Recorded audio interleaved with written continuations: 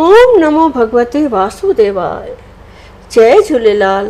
अचो त हाणे ॿुधूं वैसाख महीने जी कथा जो अध्याय 8।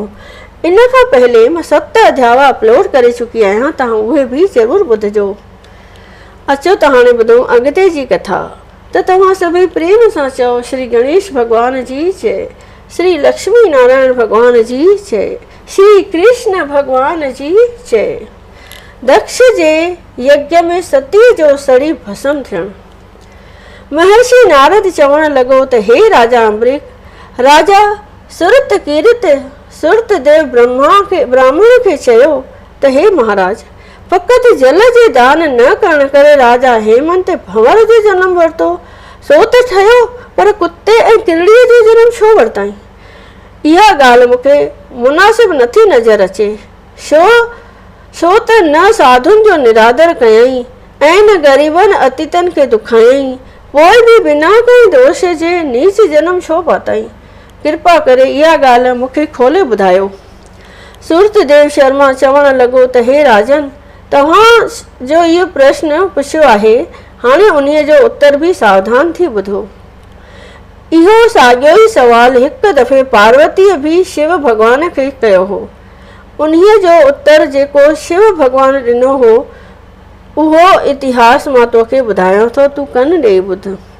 परमात्मा हिन संसार जी रचना रचे 2 प्रकारनि जा नियम रखिया। हिन लोक जे फ़ाइदे लाइ पाणी, भोजन ऐं दवाऊं, परलोक जे फ़ाइदे लाइ संतनि जी सेवा, दान पुण्य ऐं विष्णु भक्ति। इन्हनि में बि साधु सेवा वधीक श्रेष्ठ आहे। जेको सचनि संतनि जो निरादर करे थो, सो धन जोबन ऐं संसार जे सभिनी सुखनि खां निराश रहे थो। इन्हीअ बाबति मां हिकिड़ी कथा तोखे ॿुधायां थो, तूं सावधान थी ॿुध। हीउ इतिहास सभिनी पापनि खे नाश कंदड़ आहे। हिकु दफ़े दक्ष प्रजापति सतीअ जो पिता यज्ञ करण जे इरादे सां शिवजी महाराज खे कैलाश पर्वत ते ॾिसण लाइ आयो, पर शंकर भॻवान हुन जो को बि आदर सत्कार न कयो ऐं न उन सां उथी मिलियो। शंकर भॻवान इहो सभई उन जे फ़ाइदे लाइ कयो, छो त वेदनि जो इहो उसूल आहे त पीउ पुट लाइ न उथे। तंहिं करे शिव भॻवान बि पाण खे सभिनी देवताउनि में वॾो सम्झी उथी बि दक्ष जी इज़त न कई ऐं इहो बि वीचारियई, जेकॾहिं मां 2-3 पेर भरे वञी मिलंदुसि त हुनजो धन, उमिरि ऐं तेज सभु घटिजी वेंदो। हीउ मुंहिंजो सहुरो आहे ऐं मां हिन जो नाठी आहियां। शिवजी भॻवान जो उथी बि आदर सत्कार न करण करे दक्ष प्रजापतिअ जे दिलि में नफ़रत जागी ऐं दुखी थी चवण लॻो त अफ़सोस जो मां पंहिंजी सुलक्षणी हीरनि जवाहरनि जहिड़ी कन्या नारद जे चवण ते अहिड़े ओघड़ खे ॾिनी, जंहिंजो सॼो शरीर मिटीअ सां मलियो पियो आहे, हाथीअ जूं खला पाए गदिलो बणियो वेठो आहे। इहो ख़्यालु करे दिलि में घणो नाराज़ थियो ऐं न पंहिंजे कन्या सतीअ खे ऐं न शिवजीअ खे यज्ञ में हलण लाइ कुझु चई सघियो। पोयां पेर करे मोटी आयो ऐं पंहिंजे गुरु ब्राह्मण खां अची यज्ञ आरंभ करायईं। ब्रह्मा, विष्णु ऐं शिवजीअ खां सवाइ बाक़ी ॿियनि सभिनी देवताउनि खे स्त्रियुनि समेत यज्ञ में घुरायईं। सभई देवताऊं विमाननि में चढ़ी दक्ष प्रजापतिअ जे यज्ञ में अची शामिल थिया।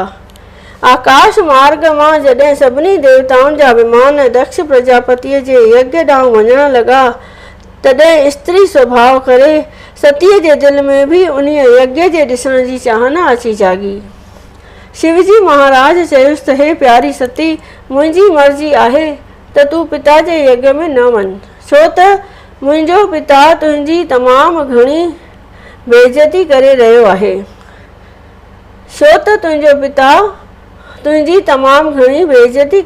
आहे। उहा तोखां सठी न वेंदी। पतीअ जे एतिरे चवण ते बि सती न मुड़ी ऐं बिना मोकलाए यज्ञ ॾांहुं वञण लॻी। सतीअ जो एतिरो हथ ॾिसी शंकर भॻवान पंहिंजनि 2 गणनि खे आज्ञा ॾिनी जे सतीअ खे पिता जे यज्ञ में पहुचाए आया। सती पहिरियां ई माता जे घर वई, जंहिं उनजो को बि आदर सत्कार न कयो। उतां मोटी यज्ञ में आई त उहे बि पिणस दक्ष प्रजापतिअ हुनजो आव भाव न कयो। तॾहिं सती दिलि में ॾाढो दुखी थी ऐं क्रोध में भरिजी पिता खे चवण लॻी त हे पिता, सत पुरुषनि जी बेइज़ती करण करे तुंहिंजी हानि थींदी, छो त जिते सत पुरुषनि जो मान न आहे उते निभागीअ जा निशान नज़र ईंदा आहिनि। उन्हनि जे बेइज़ती करण करे मनुष्य बर्बाद थी वेंदो आहे। सतीअ जा इहे वचन ॿुधी यज्ञ में वेठल सभई देवताऊं टह टह करे खिलण लॻा। के मुछुनि खे मरोड़ लॻा, के ॾाढ़ीअ ते हथ फेरण लॻा। दक्ष बि पंहिंजे नाठीअ जी खूब गिला करण लॻो।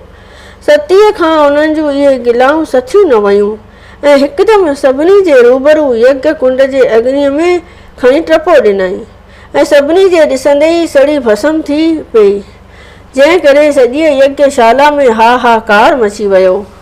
सतीअ जे मरण जी ख़बर ॿुधी भॻवान शंकर खे ॾाढो गुस्सो आयो, जंहिं करे पंहिंजूं जटाऊं छोड़े ज़ोर सां ज़मीन ते हणण लॻो, जंहिंमां वीरभद्र नाले हिकिड़ो गण उत्पन्न थियो। सो हथ ॿधी वेनती करण लॻो त हे भॻवान, आज्ञा करियो। शिव शंकर हुकुम ॾिनसि त यज्ञ प्रजापतिअ खे वञी नास कर, छो त हुन मुंहिंजे स्त्रीअ सतीअ खे मारियो आहे, तंहिंखां सवाइ मुंहिंजी बि बेइज़ती कई आहे।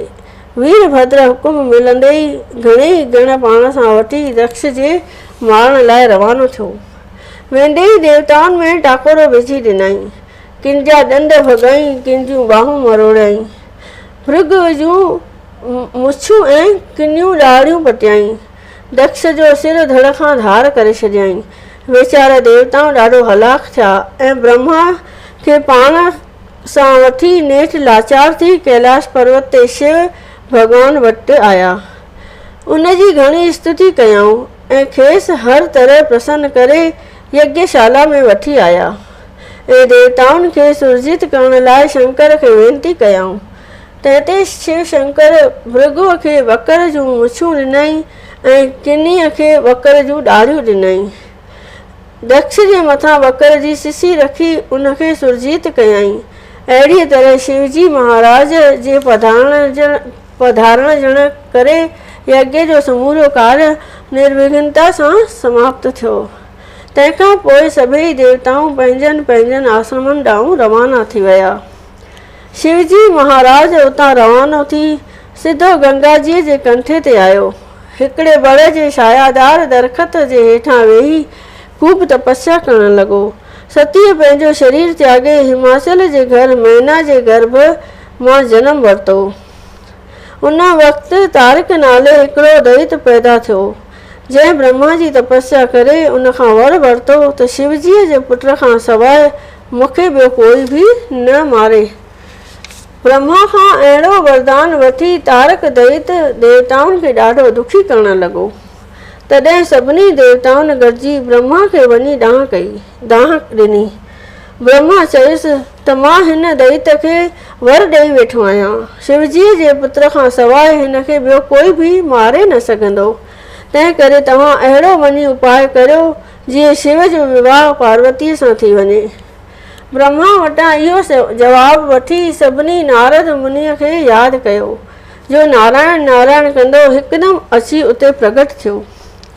देवताउनि हुनखे आसन ते विहारे घणो मान ॾिनो ऐं सारो हाल ॿुधाए चवण लॻसि त हे ऋषि, हाणे तूं हिमाचल ॾांहुं वञ ऐं हिमाचल खे वेनती कर त जीअं तूं पंहिंजी कन्या पार्वतीअ खे शिव महाराज सां परणाए। एतिरो ॿुधी महर्षि नारद सभिनी खां मोकिलाए हिमाचल ॾांहुं रवानो थियो। होॾां सभिनी देवताउनि पाण में मिली सलाह कई त शिवजी महाराज हिन वक़्तु गंगा जे पवित्र कंठे ते घोर तपस्या में लिवलीन वेठो आहे। हाणे हुनखे कीअं सुजाग कजे जो हू पार्वतीअ सां विवाह करे। घणियुनि सलाहुनि करण खां पोइ इंद्र देवता कामदेव खे शिवजीअ जी तपस्या में विघ्न विझण लाइ गंगा जीअ जे कंठे ते मोकिलियो। कामदेव पंहिंजा 20 नहनि जा जोर लाथा, पर शिवजीअ जी तपस्या में विघ्न विझी न सघिया। तॾहिं लाचार थी अहिड़ो बाण शिवजीअ जी छातीअ में अहिड़ो त जोर सां हयईं जो दुखी थी चीख मारे हिकदमि तपस्या मां उथी खड़ो थियो। छा ॾिसे त मुंहिंजे साम्हूं कामदेव हथ में धनुष बाण खणी बीठो आहे। तॾहिं गुस्से में भरिजी हिकदमि पंहिंजो टियों नेत्र खोलियईं, जंहिंमां ख़ौफ़नाक अग्नीअ जूं अहिड़ियूं त लहर ज़हरीलियूं लाटां निकितियूं जिन कामदेव खे भस्म करे छॾियो। इहा ॻाल्हि पूरी करे सुरत देव शर्मा चवणु लॻो त हे सुरत कीर्त राजा, तंहिं करे कंहिं बि सतपुरुष जो निरादर करणु न घुरिजे। साधुनि ब्राह्मणनि खे सताइण करे मनुष्य ॾाढो दुखी थो थिए। जीअं हेमंत राजा साधुनि संतनि जो निरादर कयो त बेशुमार दुख ॾिठाई।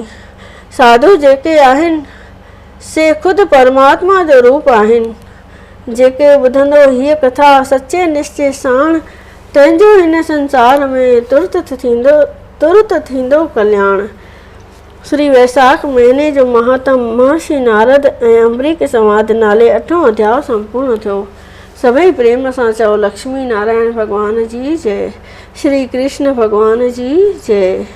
जय जगदीश हरे स्वामी, जय जगदीश हरे। भक्त जनों के संकट, दास जनों के संकट क्षण में दूर करे। ओम जय जगदीश हरे। जो ध्यावे फल पावे, दुख बिन से मन का स्वामी, दुख बिन से मन का।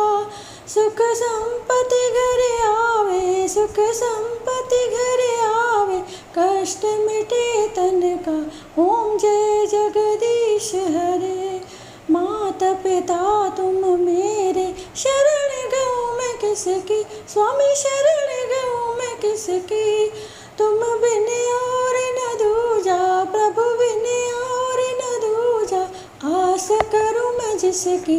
ओम जय जगदीश हरे। तुम पूर्ण परमात्मा, तुम अंतर्यामी स्वामी, तुम अंतर्यामी। पार ब्रह्म परमेश्वर, पार ब्रह्म परमेश्वर, तुम सबके स्वामी। ओम जय जगदीश हरे। तुम करुणा के सागर, तुम पालन करता स्वामी, तुम पालन करता। मैं मूर्ख कल कामी, मैं सेवक तुम स्वामी, कृपा करो भरता। ओम जय जगदीश हरे।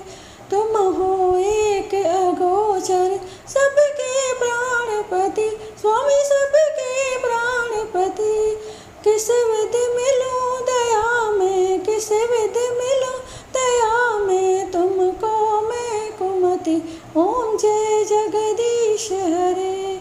दीन बंधु दुख हरता, तुम ठाकुर मेरे स्वामी, तुम रक्षक मेरे। अपने हाथ उठाओ, अपने शरण बिठाओ, द्वार पड़ा तेरे। ओम जय जगदीश हरे।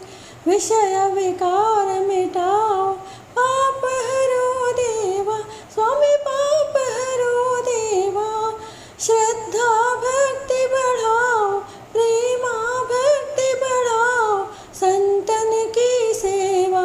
ओम जय जगदीश हरे। तन मन धन और संपत्ति सब कुछ है तेरा स्वामी, सब कुछ है तेरा। तेरा तुझको अर्पण क्या लागे मेरा। ओम जय जगदीश हरे। जगदीश्वर जी की आरती जो कोई नर गावे स्वामी, आरती जो गावे। कहत शिवानंद स्वामी, कहत शिवानंद स्वामी, मन वांछित फल पावे। घर लक्ष्मी आए, सब दुख मिट जाए। ओम जय जगदीश हरे। ओम जय जगदीश हरे स्वामी, जय जगदीश दास जनों के संकट क्षण में दूर करे। ओम जय जगदीश हरे। बोलिए विष्णु भगवान की जय।